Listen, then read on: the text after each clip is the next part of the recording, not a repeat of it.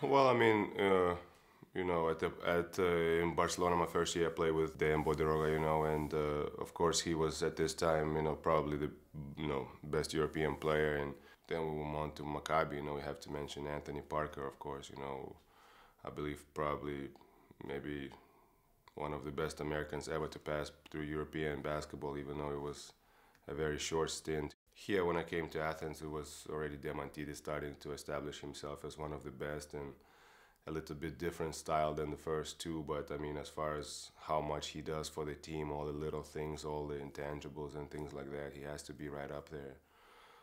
So I mean, every time you on a winning team, you have to have pieces, and obviously, these guys were huge reasons of success for those teams.